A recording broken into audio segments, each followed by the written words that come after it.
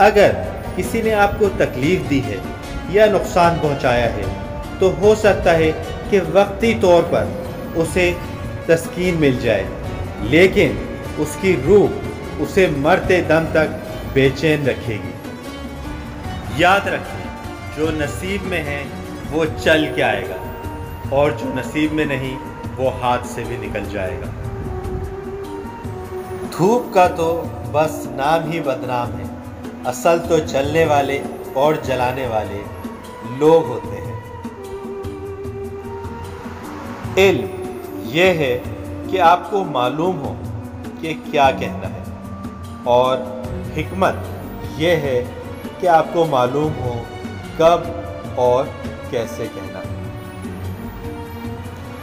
लोग अच्छा पढ़ने और अच्छा लिखने वाले को काबिल इंसान समझते हैं, जबकि हकीकत में काबिल इंसान वो है जो दूसरों के बारे में अच्छा सोचे, अच्छा बोले।